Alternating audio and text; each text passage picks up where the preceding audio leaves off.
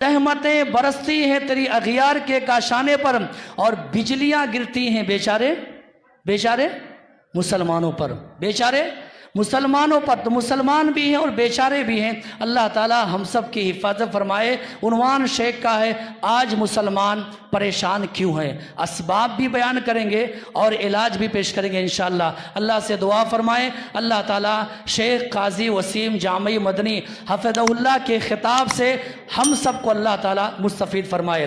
اور رک کر کے ایک بات کہیں گے، یہ پروگرام آن لائن نشر بھی ہو رہا ہے، جمعیت اہل حدیث شاہ پور کے فیس بک پیج پر یہ لائیو نشر ہو رہا ہے، آپ سنیے اور بعد میں جا کر کے لوگوں کو سنائیے، اللہ اس کی توفیق نصیب فرمائے۔ اسٹیج پر مائک پر آپ کے سامنے خطاب کرنے کے لیے تیار ہیں شیخ قاضی وسیم جامعی مدنی حفظہ اللہ و تولی۔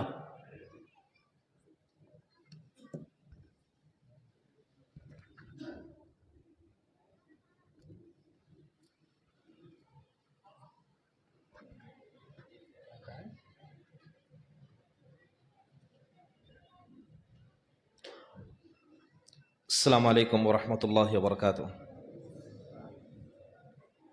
ان الحمد للہ نحمده ونستعینه ونستغفره ونؤمن به ونتوکل علیہ ونعوذ باللہ من شرور انفسنا ومن سیئات اعمالنا من يهده الله فلا مضل له ومن يضلله فلا هادي له واشهد ان لا اله الا الله وحده لا شريك له واشهد ان محمدا عبده ورسوله اما بعد فإن خير الحديث كتاب الله وخير الهدي هدي محمد صلى الله عليه وسلم وشر الأمور محدثاتها وكل محدثة بدعة وكل بدعة ضلالة وكل ضلالة في النار فأعوذ بالله من الشيطان الرجيم بسم الله الرحمن الرحيم يا أيها الناس اتقوا ربكم الذي خلقكم من نفس واحدة وخلق منها زوجها وبث منهما رجالا كثيرا ونساء واتقوا الله الذي تساءلون به والأرحام إن الله كان عليكم رقيبا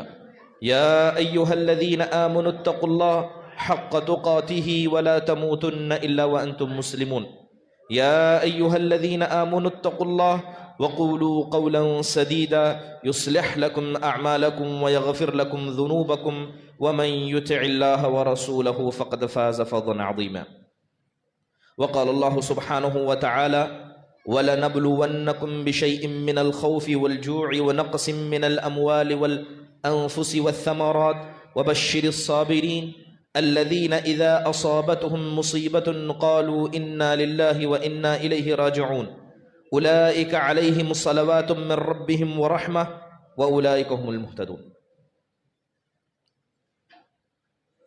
محترم و مکرم علماء اکرام، عمائدین جماعت و جمعیت،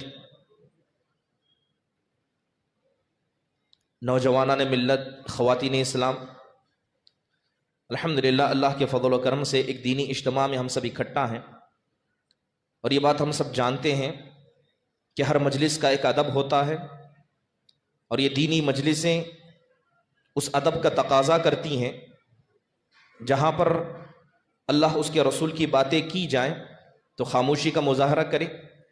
اللہ تعالیٰ سے دعا ہے کہ جن نیک مقاصد کی خاطر اس پروگرام کو طے کیا گیا ہے، اللہ اس سب میں ہم کو ساتھ دینے کی توفیق نصیب فرمائے، آمین۔ محترم حاضرین و حاضرات، جیسے کہ عنوان کا اعلان کیا گیا کہ آج مسلمان پریشان کیوں ہیں، اس کے اسباب کیا ہیں اور اس کا علاج کیا ہے۔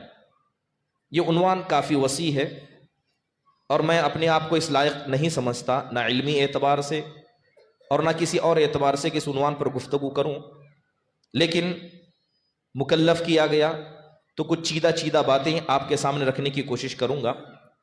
میں نے آیت کریمہ پڑھی، اللہ سبحانہ و تعالی اس کے اندر ارشاد فرماتے ہیں کہ ہم ضرور بالضرور تمہیں آزمائیں گے، خوف کے ذریعے، بھوک کے ذریعے، اور اسی طرح تمہارے مالوں میں کمی کر کے، تم میں سے بعض کی جانوں کو لے کر، تمہارے پھلوں میں کمی کر کے۔ یہ ساری باتیں کہنے کے بعد اللہ کہتا ہے وَبَشِّرِ الصَّابِرِينَ، ان ساری مصیبتوں کو جھیلنے کے بعد جو لوگ صبر کرتے ہیں آپ ان کو بشارت دیجیے۔ خوشخبری سنائیے. الذین اذا اصابتہم مصیبہ، یہ خوشخبری پانے والے کون ہیں؟ اللہ کہتا ہے کہ جب کوئی بھی مصیبت ذکر کی گئی مصیبتوں میں سے ہو یا اس کے علاوہ بھی کوئی مصیبت ہو، جب بھی کسی انسان کو مصیبت آ لگتی ہے اور وہ کہتا ہے انا للہ و انا الیہ راجعون، کہ اے اللہ ہم تیرے ہیں، تو نے پیدا کیا، تو ہی ہمارا خالق، تو ہی ہمارا مالک، تو ہی ہمارا مدبر متصرف، یعنی تو ہی ہمارا رب ہے اور ہمیں پلٹ کر تیرے ہی پاس آنا ہے. اللہ کہتا ہے کہ ایسے لوگوں پر رب کی جانب سے رحمتیں ہوتی ہیں اور ایسے ہی لوگ ہدایت پانے والے ہیں. محترم حاضرین، بات اگر پریشانیوں کی کریں کہ آخر کار مسلمان پریشان کیوں ہیں، تو عمومی طور پر چند اسباب ہیں جن سبب کی وجہ سے مسلمان پریشان ہیں. سب سے پہلی چیز اگر اسباب کا ذکر کیا جائے تو پہلی چیز جو ذہن میں یا قرآن و حدیث کے اندر نظر آتی ہے وہ یہ ہے کہ یہ دنیا ہی آزمانے کی جگہ ہے. اللہ نے ہمیں پیدا ہی اس لیے کیا ہے تاکہ ہم یہاں پر آزمائے جائیں. آزمانا مصیبت سے بھی ہوتا ہے اور آزمانا نعمتیں دے کر بھی ہوتا ہے. تو پہلی بات یہ سمجھنے کی ہے کہ جو بھی مصیبتیں ہمیں آ پہنچتی ہیں، لاحق ہو جاتی ہیں، اس میں سے پہلی وجہ یہ کہ یہ اللہ تبارک و تعالیٰ کی سنت ہے. آپ آیت پر غور کریں کہ اللہ نے تاکید کے ساتھ کہا کہ وَلَنَبْلُوَنَّكُمْ، کہ ہم ضرور بالضرور تمہیں آزمائیں گے. تو گویا نہ کوئی جماعت ہے، نہ کوئی جمعیت ہے، نہ انفرادی طور پر کوئی شخص ہے، چاہے وہ کتنا اللہ والا ہو یا کتنا گنہگار کیوں نہ ہو، یہ اللہ کا قانون ہے، یہ اس کی سنت ہے کہ اللہ ضرور آزمائے گا. اسی لیے اب جب اللہ تبارک و تعالی ہمیں آزماتا ہے اور یہ اللہ کا قانون ہے تو ہمارا فرض یہ بنتا ہے کہ ہم اس کو قبول کریں. اور مومن وہ ہوتا ہے جو یہ مان لیتا ہے کہ جو بھی مصیبتیں مجھ پر آئی ہیں اس مصیبت کی وجہ کیا ہے کہ اللہ نے مجھے اسی کے خاطر پیدا کیا. یہ اللہ کا قانون ہے. اسی لیے حدیثوں کے اندر اس طرح کی مصیبتوں کو اللہ کی سنت سمجھنا اور اللہ کو بطور رب ہوتے ہوئے ماننے کو بھی ایمان کا درجہ قرار دیا گیا.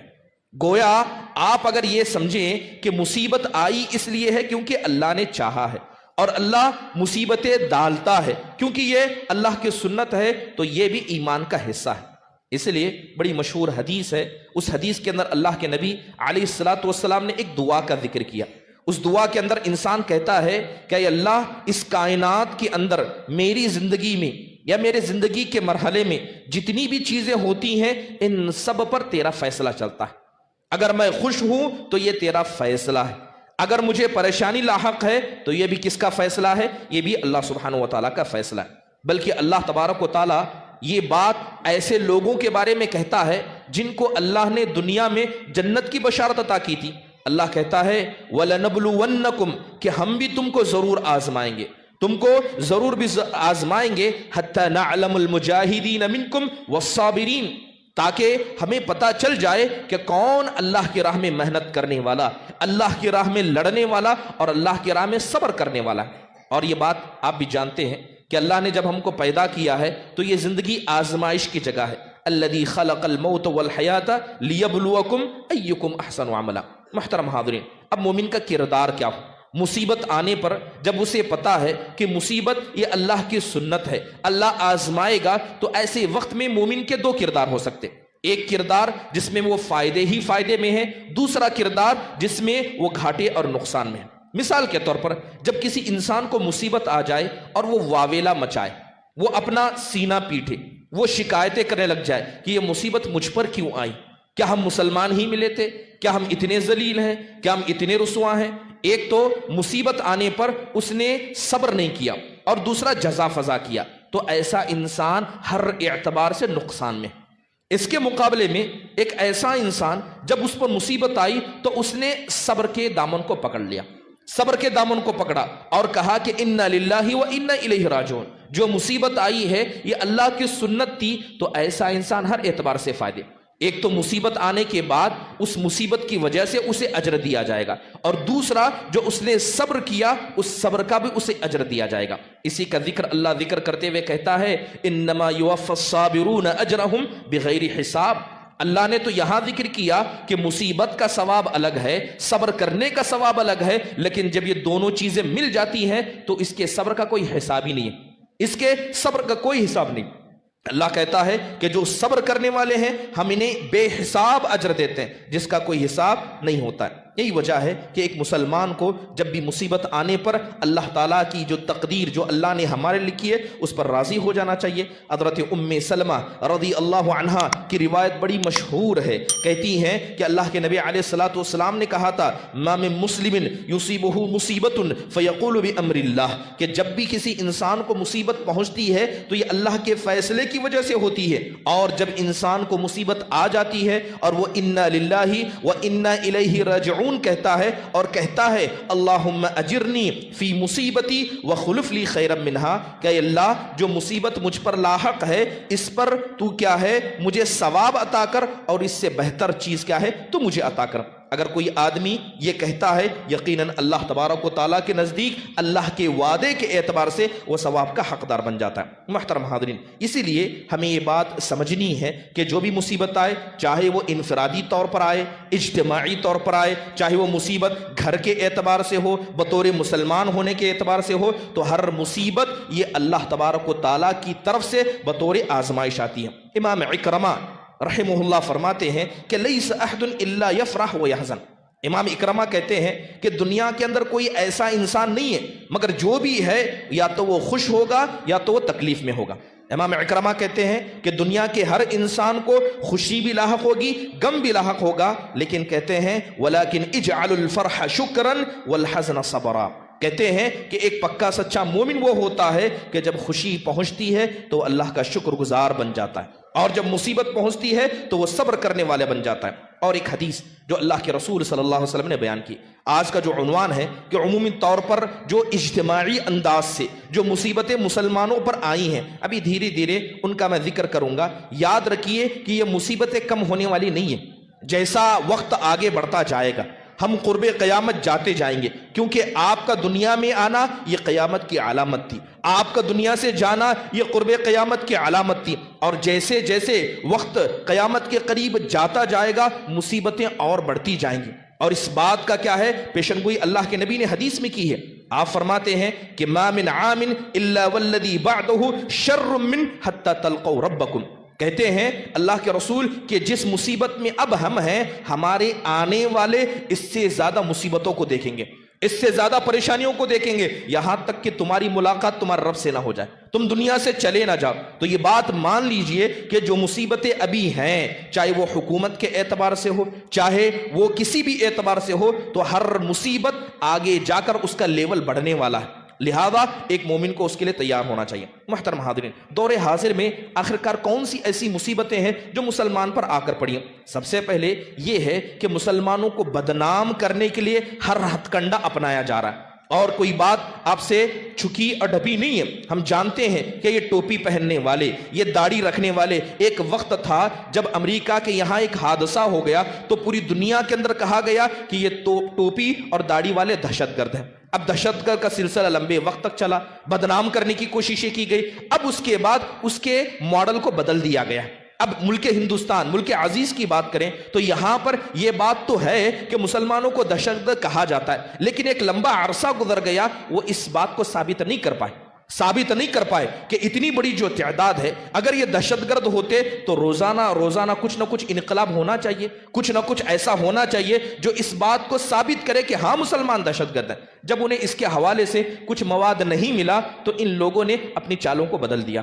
اب مسلمانوں کو بدنام کرنے کے لیے جگہ بجگہ کام کیے جاتے، کیسے کام؟ جیسے قرآن کو ٹارگٹ کیا جاتا ہے، قرآن کریم کو ٹارگٹ کیا جاتا ہے، اور ٹارگٹ کر کے مسلمانوں کو بدنام کیا جاتا ہے۔ ابھی دیکھیں گے کہ سوشل میڈیا کا زمانہ جب سے زور پکڑا ہے، قرآن کی آیتیں غیر مسلم پڑھ رہے ہیں۔ ہمیں پتا ہے کہ سورہ توبہ کے اندر آیت نمبر 9 حدیث نمبر 9 کے اندر کیا کہا گیا کہ جو کافر جہاں ملے اسے وہاں مار دو۔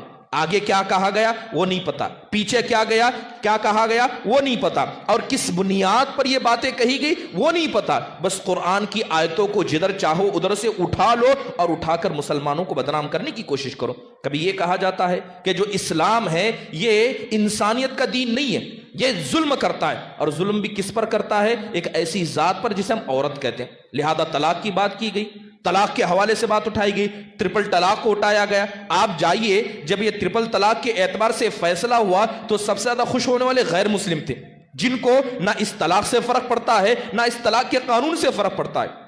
فیصلہ ہوا مسلمانوں کا، اور خوش کون ہو رہے تھے؟ خوش ہو رہے تھے غیر مسلم، جو ہم سے چڑھتے ہیں، ہم سے نفرت کرتے ہیں، بطور دین ہونے کے ہم پر انگلیاں اٹھاتے ہیں۔ انہوں نے طلاق کا مسئلہ اٹھایا، یہ بس مسلمانوں کو بدنام کرنے کا ایک طریقہ تھا۔ ابھی کرناٹک کے اندر حجاب کے حوالے سے حال میں کیا ہوا، یہ ساری باتیں ہم روزانہ سن اور دیکھ رہے ہیں۔ کبھی ہماری خواتین کے حجاب کو کیا ہے، اس طرح کا ٹارگٹ بنایا جاتا ہے۔ محترم حاضرین، یہ جتنی مصیبتیں آئی ہیں یہ صرف ہم پر نہیں آئی ہیں، ہم سے پہلے جو مقدس ہستیاں اس زمین میں چلتی پھرتی تھی، جن کو اللہ نے جنت کی بشارتیں دی تھی، ایسی ہستیوں پر ایسی ہی مصیبتیں آ چکی ہیں۔ چلیے بات کریں نبی کریم صلی اللہ علیہ وسلم کی۔ آپ جانیں، جب آپ نبی بنا کر بھیجے گئے، آپ کوئی اجنبی شخص نہیں تھے، سب آپ کو جانتے تھے، سب آپ کو مانتے تھے، اور کہتے تھے کہ آپ صادق الامین ہیں، آپ سچے بھی ہیں، امانت دار بھی ہیں۔ لیکن جیسے ہی آپ نے کہا کہ قولوا لا الہ الا اللہ، لا الہ الا اللہ کہو، یہ اب اعتراض کرنے لگ گئے، آپ کے خلاف بن گئے۔ اور اعتراض بھی کیسا، سوال اٹھانا بھی کیسا، کہ ایسی چھوٹی چھوٹی باتوں کو یہ مدعا بنا دیتے تھے جو چیز حقیقت میں کوئی معنی نہیں رکھتی۔ قرآن میں اللہ تعالیٰ نے نبی پر کیے گئے اعتراضات کو ذکر کیا ہے۔ اللہ کہتا ہے کہ یہ مشرک جب اللہ کے نبی علیہ الصلوۃ والسلام کو دعوت کرتے ہوئے دیکھتے تو اعتراض کرتے ہوئے کہتے ما لہذا الرسول یاکل الطعام ویمشی فی الاسواق، یہ نبی کا مسئلہ کیا ہے؟ یہ اپنے آپ کو نبی کہتا ہے، یہ تو بازاروں میں گھومتا ہے، ہمارے طرح کھاتا اور پیتا ہے، ایسا کیسے ہو سکتا ہے؟ ایسا کیسے ہو سکتا ہے؟ اگر اللہ کو کسی نبی کو بھیجنا بھی ہوتا تو اللہ کسی فرشتے کو نازل کرتا تاکہ ہم جان لیتے، لیکن یہ نبی تو ہم انسان جیسے۔ اللہ تعالیٰ اس کا جواب دیتے ہوئے کہتا ہے کہ اگر اللہ تمہاری چاہتوں کے اعتبار سے کسی فرشتے کو بھی نازل کرتا تو تم کہتے یہ تو فرشتہ ہے، ہم انسان ہیں، ہم اس کی بات کو کیسے سمجھ سکتے ہیں، ہمارے مسائل کو کیسے سمجھ سکتا ہے؟ سبحان اللہ، ایسے چیزوں پر اعتراض کرنا جو حقیقت میں کوئی معنی ہی نہیں رکھتی، یہ چیزیں کب کی گئی؟ نبی کریم صلی اللہ علیہ وسلم کے زمانے میں کی گئی۔ اور یہ بات نہیں لوگوں کے ذہن کو خراب کرنا کہ مسلمان ایسے ہیں، مسلمان ویسے ہیں، حقیقت نہیں پتا، بس بدنام کرنا مقصود ہے۔ حضرت طفیل بن عمرو الدوسی رضی اللہ عنہ یہ قوم کے سردار تھے، قبیلے دوس یہ بڑا قبیلہ تھا، اور اسی سے قبیلے سے حضرت ابو ہریرہ رضی اللہ عنہ بھی ہیں، تو قبیلے دوس بڑا قبیلہ تھا۔ جب یہ عمرہ کرنے کے لیے، بعض روایتوں میں آتا ہے کہ جب یہ آئے بیت اللہ کی زیارت کے لیے آئے تو لوگوں نے ان کے کان بھرے، مشرکین مکہ نے کان بھرے، ان کو نہیں پتا کیا ہے، آ کر کہا کہ ہمارے بیچ میں ایک شخص نکلا ہے جو ہمارے باپ داداؤں کو گالی دیتا ہے، ہمارے خداؤں کو برا بلا کہتا ہے، اس کی بات نہ سننا، اس سے تم دور رہنا۔ آپ دیکھیں کہ جس کو کچھ نہیں پتا ہے، نہ اسے آگے کا پتا نہ پیچھے کا پتا، بس اس کے دل میں، اس کے ذہن و دماغ میں اسلام کے تعلق سے زہر بھر دیا جائے تاکہ وہ نہ اسلام کے قریب آئے نہ اسلام کو قبول کرے۔ حضرت طفیل بن عمرو الدوسی رضی اللہ عنہ نے سنا، جب وہ کعبۃ اللہ میں داخل ہوئے تو انہوں نے اپنے کانوں کو بند کر لیا تھا، وہ کوشش کرتے کہ نبی کریم صلی اللہ علیہ وسلم کو دیکھنے کا بھی موقع نہ ملے۔ محترم حاضرین، قرآن کے حوالے سے بھی اعتراضات کیے گئے۔ یہ سوال یہ ہے کہ آخرکار ایسے اعتراضات کیے جاتے کیوں ہیں؟ دو بڑے بڑے مقصد ہیں۔ بڑا مقصد یہ ہے کہ قرآن پر، اسلام پر اعتراض کرنے کا کہ مسلمانوں کے اندر احساس کمتری پیدا کر دی جائے۔ آپ مسلمان ہیں، آپ کا یہ دین ہے، آپ کو اپنے دین پر فخر ہونا چاہیے، آپ کو دین پر بھروسہ ہونا چاہیے، اللہ کی ذات پر بھروسہ چاہیے۔ اس بھروسے کو ہلانا ہے تو مسلمانوں کو بدنام کر دو تاکہ مسلمان نہ رہے، چاہے کچھ بھی بن جائے، اور یہی کام ان اعتراض کے ذریعے کیا جاتا ہے۔ دوسرا مقصد یہ ہے کہ ہر مسلمان جو اپنے دین کو مانتا ہے، اللہ کو مانتا ہے، اس کے اندر ایک حمیت ہوتی ہے، اس کے اندر اپنے دین کے حوالے سے ایک جذبہ ہوتا ہے کچھ کرنے کا، دین کے خاطر، اللہ تعالیٰ کی خاطر کچھ کرنے کا، اس جذبے کو ٹھنڈا کر دیا جائے۔ تم مسلمان ہو، بس نام کے رہو، کام کے مسلمان نہ رہو، یہ سارے اعتراضات کا مقصد ہے۔ محترم حاضرین، بلکہ ایسی چیزوں پر مشرکین مکہ اعتراضات کیا کرتے، اور صرف مشرک نہیں، یہود و نصارہ نے بھی اس میں بڑھ بڑھ کر حصہ لیا۔ حضرت سلمان فارسی رضی اللہ عنہ راستے سے گزر رہے، یہود مذاق اڑاتے ہیں، یہود مذاق اڑاتے ہوئے کہتے ہیں یہ تمہارے نبی ہیں جن کے تم باس بیٹھتے ہو، جن سے باتیں سنتے ہو، یہ نبی ایسے ہیں کہ تم کو پیشاب پیخانے کا بھی طریقہ بتاتے ہیں کہ ایسے بیٹھو ویسے بیٹھو، یہ نہ کرو وہ نہ کرو۔ یہ چیزیں تو فطری طور پر نیچرلی طور پر ہر انسان جانتا ہے، اگر نبی اتنے ہی اچھے تو یہ ساری چیزیں بتانے کی کیا ضرورت ہے؟ جبکہ حضرت سلمان فارسی بطور فخر کہتے کہ میں تو اس نبی کو مانتا ہوں، اس رب کو مانتا ہوں جس نے ہمیں کوئی دین کا حصہ نہیں چھوڑا، زندگی کا کوئی مرحلہ نہیں چھوڑا، زندگی کا کوئی پہلو نہیں چھوڑا، مگر ہر پہلو میں کیا ہے؟ اسلام کی تعلیمات ہے۔ یہاں تک کہ اللہ کے نبی نے ہمیں ایسی چیزوں کے بارے میں بتایا اگرچہ جو فطری ہیں مگر اسے نبی کے طریقے پر کیا جائے، بطور فخر کیا کرتے۔ تو اس طرح کے اعتراضات کیا کرتے۔ چلیے دعوت کے حوالے سے ذکر کریں۔ دعوت کا ایک وقت تھا کہ ایک سیلاب چل رہا تھا، مسلمانوں کی دعوت، اسلام کی دعوت عام ہونے لگی تو دعوت پر روک لگائی گئی، دعوت کو روکا گیا۔ جیسے ہی کسی ملک میں کچھ بھی ہو جاتا ہے، جیسے عراق کے اندر ہو، ملک شام کے اندر ہو، ISI نکلے، دہشت گرد تنظیم نکلے، سب سے پہلے اس تنظیم کو کیا ہے؟ مسلمانوں سے جوڑ دیا گیا، بلکہ یہ کہا گیا کہ جتنے مسلمان ہیں سارے اس تنظیم سے جڑے ہوئے ہیں۔ دعوت کو بدنام کرنے کی کوشش کی گئی اور باقاعدہ اس چیز کو روکا نہیں گیا۔ آج سوشل میڈیا کا زمانہ ہے، چاہیے کشمیر فائل ہو یا اس کے علاوہ کیرلا سٹوری ہو، اس طرح کے پروپیگنڈے باقاعدہ اپنائے جا رہے ہیں تاکہ ان کے ذریعے عام ہندوؤں کا ذہن بنایا جائے کہ مسلمان ایسے ہی ہیں، ان کی دعوت کو قبول نہ کرو۔ تو ان کی دعوت کو قبول نہ کرنے کے لیے اس طرح کے پروپیگنڈے بنائے جاتے ہیں۔ ہماری مسجدوں کو ٹارگٹ کیا جا رہا ہے۔ ایک وقت تھا کہ باہر سے پیسہ آتا، کس لیے آتا؟ اللہ کے دین کے لیے آتا، مسجد کے لیے آتا۔ اب اس پر بھی اعتراض کیا جاتا ہے کہ مدرسوں کو، مسجدوں کو جو فنڈنگ آتی ہے وہ فنڈنگ دہشت گردانہ فنڈنگ ہے، اس پر بھی اعتراض کیا جاتا ہے۔ مسلمانوں کو کہا جاتا ہے کہ مسلمانوں تیار رہو کہ تمہاری ہر مسجد کے نیچے ہم ایک مندر نکالیں گے۔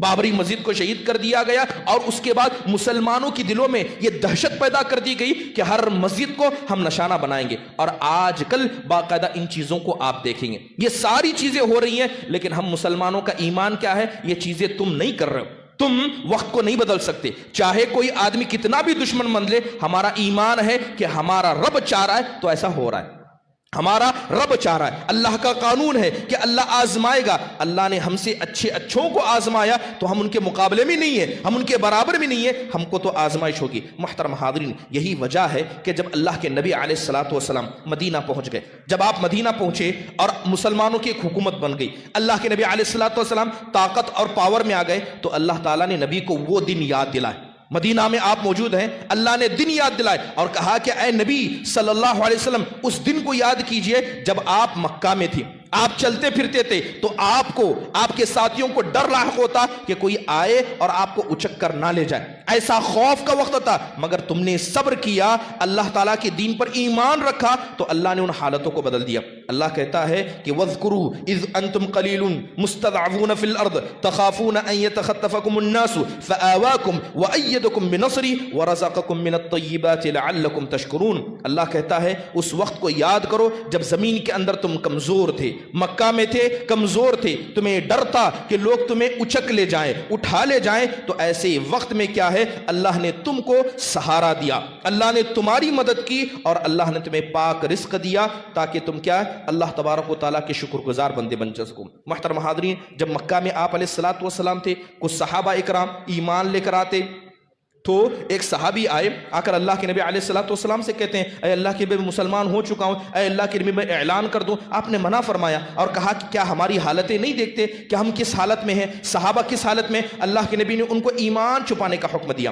محترم حاضرین، یہ جتنی بھی مصیبتیں آئی ہیں، یہ مصیبتیں صرف انسانوں پر نہیں بلکہ یوں کہیں کہ صرف عام انسانوں پر نہیں بلکہ جو مقدس ہستیاں ہیں اس روئے زمین کی، اللہ کے سب سے زیادہ فرما بردار انبیاء علیہ الصلوۃ والسلام، ان کو بھی یہ سب جھیلنا پڑا ہے۔ انہیں کہا جاتا ہے کہ اگر تمہیں اسلام چاہیے، دین پر عمل کرنا ہے تو یہ ہندوستان تمہارے لیے نہیں ہے، یہ ملک تمہارے لیے نہیں ہے، جاؤ اس ملک کو چھوڑ کر چلے جاؤ۔ لہذا حکم دیا جاتا تھا نبیوں کو کہ اگر دعوت پھیلانی ہے تو اس ملک کو چھوڑ کر چلے جاؤ، مگر انبیاء علیہ الصلوۃ والسلام نہ گھبرائے نہ ڈرے بلکہ انہوں نے دعوت کے کام کو برابر جاری رکھا۔ محترم حاضرین، اب یہاں پر بہت ساری باتیں سمجھنے کی ہیں کہ جس طرح کے نشانات مسلمانوں کے حوالے سے ہو رہے ہیں، آپ دیکھیں کہ مسلمانوں کے اندر احساس کمتری پیدا کرنا اور نوجوانوں کے حوالے سے، سوشل میڈیا کے حوالے سے مسلمانوں کے دلوں میں ڈر کو پیدا کرنا تاکہ تاکہ وہ کسی میدان میں آگے نہ بڑھ سکے. زمین پر چلے تو گھبرا کر چلیں. اور اسی طرح ہمارے نوجوانوں کے اندر کیا ہے؟ مختلف قسم کی گمراہیوں کو پیدا کرنا، چاہے وہ گمراہی نشے کے اعتبار سے ہو، چاہے وہ گمراہی کیا ہے؟ فکر کے اعتبار سے ہو. اللہ معاف فرمائے، آج جو جماعت اپنے آپ کو حق پر کہتی ہے، جائیے ہمارے نوجوانوں کا حال دیکھیے، کس گمراہی اور کس فکر کی گمراہی میں لگے ہوئے. کتنے ایسے لوگ جو پنج وقتہ نمازی ہیں، روزے دار ہیں، ایسے نوجوانوں کو اللہ معاف فرمائے ایسی گمراہ فکروں نے لپیٹ کر لے لیا ہے. آج دیکھیں کہ آپ کی کرناٹک میں دیکھیں کہ کئی ایسی تنظیمیں بنی جن تنظیموں نے کہا کہ مسلمانوں پر ظلم ہو رہا ہے، ہمیں کھڑا ہونا ہے. انہیں اپنی ذات پر، اپنی طاقت پر زیادہ بھروسہ ہے اللہ کی ذات سے. وہ صبر نہیں کرتے، وہ اللہ کی آزمائش کو نہیں سمجھتے، کہتے ہیں کہ ہمیں لڑنا ہے، ہمیں لڑنا ہے. تکلیف ہوتی ہے کسی ایک ایسے انسان کو جو دنیا کے کسی اور خطے میں ہے، اس کی لڑائی کے لیے وہ تیاری یہاں کرتے ہیں. محترم حاضرین، یہ ایک ایسی فکر ہے، ایک ایسی سوچ ہے جو اسلام کی حقیقت سے بالکل ٹکراتی ہے. اسلام نے کبھی بھی ایسی طاقت کی زور آزمائی کرنے کا حکم نہیں دیا، بلکہ اسلام تو کہتا ہے کہ جب مسلمانوں پر مصیبت آئے سب سے پہلے اللہ تعالیٰ کی طرف رجوع کرو، اللہ تعالیٰ کی طرف پلٹو. مگر جب انسان اللہ کو چھوڑ کر دنیا کے سہاروں پر بھروسہ کرے، اپنی طاقت پر، اپنی اتحاد پر بھروسہ کرے، تو بتائیے کیا ایسی قوم کبھی کامیاب ہو سکتی ہے؟ کبھی ایسی قوم کامیاب نہیں ہو سکتی. ایک تو پہلی وجہ تھی کہ اللہ تبارک و تعالیٰ کی سنت ہے. دوسری بڑی وجہ جو زمین کے اندر گناہوں کی وجہ سے کہیں یا یوں کہیں کہ انسان کے بڑھتے گناہ، یہ مصیبت کی بڑی وجہ ہے. پہلی وجہ اللہ کی سنت ہے. دوسری وجہ جب انسان گناہ کرتے ہیں، گناہوں میں ملوث ہو جاتے ہیں، چاہے انفرادی طور پر کہیں یا اجتماعی طور پر کہیں، تو اللہ تعالیٰ ایسی مصیبتوں سے آزماتا ہے، اللہ ایسی مصیبتیں بھیجتا ہے. کس لیے؟ تاکہ جو تم راستہ بھٹک گئے ہو تم سیدھے راستے پر آ جاؤ. اللہ تعالیٰ کہتا ہے ظہر الفساد فی البر والبحر بما کسبت ایدی الناس، کہ زمین کے اندر چاہے خشکی ہو، چاہے تری ہو، چاہے شہر ہو یا قریہ ہو، ہر جگہ زمین کے اندر فساد پھیل چکا ہے. اللہ کہتا بما کسبت ایدی الناس، یہ سب انسانوں کے ہاتھوں کی کمائیاں. انہوں نے گناہ کیے، گناہ پر گناہ کیے، اللہ کی نافرمانی کی، تو اللہ تعالیٰ نے ان کی نافرمانیوں کا مزہ انہیں چکھا دیا. کیسے چکھایا؟ اللہ نے مصیبتیں مبتلا کر دیا. اسی لیے ایک جگہ اللہ یوں کہتا ہے کہ وما اصابکم من مصیبت فبما کسبت ایدیکم ویعفو عن کثیر، کہ جو بھی مصیبت تم کو لاحق ہوتی ہے، یاد رکھو یہ تمہارے ہاتھوں کی کرتوت ہے، یہ تمہارے گناہوں کا نتیجہ ہے. بلکہ اللہ تبارک و تعالیٰ تو بہت ساری مصیبتوں سے تمہیں بچا بھی لیتا ہے. محترم حاضرین، یہ بات صرف ہم تک نہیں، صحابہ اکرام رضوان اللہ علیہ مجمعین کے زمانے میں دیکھیے. جب بنی امیہ کا زمانہ تھا تو وہاں پر ایمان موجود تھا، مگر کچھ لوگ جو دین سے بھٹک گئے، کچھ لوگ جو عبادتوں کے میں کمزور ہو گئے، تو یہ قرون مفضلہ کے لوگ تھے. اللہ تعالیٰ نے ان کو بھی مزہ چکھا ہے. قرون مفضلہ کے لوگ، بنی امیہ کا زمانہ تھا. آپ نے سنا ہے کہ عبد الملک بن مروان کے زمانے میں ایک شخص تھا جسے حجاج بن یوسف کہا جاتا تھا. بڑا ظالم تھا، بڑا ظالم تھا. اس نے کئی صحابہ کو قتل کیا، مدینہ میں گھس کر صحابہ ان کے بچوں کو مار ڈالا. مکہ میں آیا، مکہ میں آنے کے بعد اس نے کیا کیا؟ مکہ کے اندر کیا ہے اس کی حرمت کو پامال کیا. یہ ساری چیزیں ہوئیں. یہ مسلمانوں پر کوئی ایسی مصیبت تھی، جبکہ وہ کون تھے؟ وہ قرون مفضلہ تھے، اس میں سے تابعین تھے، صحابہ زندہ تھے. ایسے لوگ جب آئے، مسلمانوں پر ظلم کیا گیا، تو اس وقت کے جو بڑے بڑے علماء تھے ان کا کیا کہنا تھا؟ امام حسن بصری فرماتے ہیں کہ ما جاء الحجاج الا بذنوبنا، کہتے ہیں کہ یاد رکھو آج صحابہ کو مارا جا رہا ہے، تابعین کو قتل کیا جا رہا ہے، مکہ مدینہ کی حرمت کو پامال کیا جا رہا ہے، یہ سارے ہمارے گناہوں کی وجہ سے. یہ حجاج جو ہم پر مسلط ہوا ہے یہ کچھ نہیں، یہ ہمارے گناہوں کا نتیجہ ہے. یہ تصور جب نہیں پیدا ہوگا، جب تک انسان کے اندر یہ مصیبت، یہ تصور نہیں پیدا ہوتا کہ ہاں گناہوں کی وجہ سے اللہ قوموں کو بھی آزماتا ہے، تب تک انسان اللہ تبارک و تعالیٰ کی طرف رجوع نہیں کرتا. آج جیسے ہی بی جے پی کی بات آتی ہے، کانگریس کی بات آتی ہے، تو لوگوں میں ایک عجیب سا نظریہ بنا ہوا. نظریہ یہ ہے کہ کانگریس حکومت آئے گی تو ہماری حالتیں صحیح ہوں گی، جب تک بی جے پی ہے ہماری حالتیں ایسی ہی خراب رہیں گی. گویا لوگوں نے یہ کہا ہے کہ حالتوں کو بدلنا یہ سیاست دان کا ہاتھ ہے. یعنی کانگریس آئی تو حالت اچھی ہوگی، بی جے پی ہے تو حالت خراب ہوگی. یہ بات بھول جاتے ہیں کہ دلوں کو بدلنے والا، دنوں کو بدلنے والا یہ اللہ تعالیٰ ہے. تلک الایام نداولها بین الناس. اگر یہی گناہ رہے تو یاد رکھیے اللہ نے صحابہ تابعین کو مزہ چکھایا ہے، تو ہم کس کھیت کی مولی ہیں؟ فرق نہیں پڑتا کہ کون سی حکومت ہے، فرق اس بات سے پڑتا ہے کہ کتنے آپ اللہ والے ہیں، کتنے آپ دنیا پرست ہیں. حکومتیں حالتوں کو نہیں بلکہ اللہ تعالیٰ حالتوں کو اور دنوں کو بدلتا ہے. محترم حاضرین، اب ہمارا مسئلہ یہ ہے کہ ہم حالت کا رونا زیادہ روتے ہیں. جائیے بڑے بڑے سٹیجوں پر دیکھیے، یہ کہا جاتا ہے کہ ہم مسلمان مظلوم ہیں، ہم مسلمان مقہور ہیں، ہمیں جینا ہے تو جینے کے لیے لڑنا ہوگا، جینے کے لیے ایسا کرنا ہوگا، جینے کے لیے ویسا کرنا ہوگا. بس ایک مرتبہ صحابہ کی زندگیوں کو پڑھیے اور دیکھیے کہ صحابہ کی زندگیاں کیسی تھی اور ہماری زندگیاں کیسی ہیں. آپ کو پیمانہ سمجھ میں آئے گا کہ کون اللہ والا ہے اور کون دنیا والا. آج جب بھی مصیبتوں کی بات کرتے ہیں، ایک چھوٹا سا اینالائز کر کے دیکھیے کہ صحابہ پر جو مصیبتیں آئیں، کیا وہ مصیبتیں ہم پر آئی ہیں؟ صحابہ نے جو جھیلا، کیا ہم اسے جھیل رہے ہیں؟ دوسری بات کہ صحابہ جن نعمتوں میں تھے، کیا وہ نعمتیں ہمیں ہیں؟ یا یوں کہیے کہ صحابہ نے جو مصیبتیں جھیلی، نہ ہم اسے جھیل رہے ہیں. اور جتنے آرام سے، جتنی عیاشی کی زندگی، جتنی آرام پرستی زندگی ہم گزار رہے ہیں، ایسی زندگی تو صحابہ نے دیکھی بھی نہیں. چاہے جائے کہ انہوں نے زندگی گزاری ہو. محترم حاضرین، اللہ تعالیٰ نے صحابہ رضوان اللہ علیہم اجمعین سے کہا: ام حسبتم ان تدخلوا الجنة ولما يأتكم مثل الذين خلوا من قبلكم مستهم البأساء والضراء حتى زلزلوا حتى يقول الرسول والذين معه متى نصر الله. اللہ تعالیٰ نے ذکر کیا، کیا تم یہ گمان کرتے ہو، کیا تم یہ سوچتے ہو کہ ایسے ہی جنت میں چلے جاؤ گے، جبکہ تم پر وہ مصیبتیں نہیں آئیں، وہ آزمائش نہیں آئی، ایسی مصیبتیں تم پر نہیں آئی جو تم سے پہلے لوگوں پر آئی. جب ان پر مصیبتیں آئی، عام لوگ تو عام لوگ، رسول بھی گھبرا گئے. رسول بھی گھبرا کر کہنے لگے آخرکار اللہ کی مدد کب آئے گی؟ اللہ کہتا ہے الا ان نصر اللہ قریب. یاد رکھو، امید رکھو، اللہ کی ذات پر بھروسہ رکھو، اللہ تعالیٰ کی مدد ضرور آنے والی ہے. حضرت بڑی مشہور روایت ہے صحیح مسلم شریف کی کہ حضرت خباب بن ارت رضی اللہ عنہ اللہ کے نبی علیہ السلام کے پاس آئے، شکایت لے کر آئے. کیسی شکایت؟ کہا اللہ کے نبی علیہ السلام، کیا آپ نہیں دیکھتے کہ ہمارے ساتھ کیا ہو رہا ہے؟ مکہ میں مارا جا رہا ہے اور ہمارے ساتھ ایسے ایسے ظلم ہو رہے ہیں. یہ خباب بن ارت رضی اللہ عنہ، ان کو دشمنوں نے پکڑا تھا. پکڑ کر کیا کیا کہ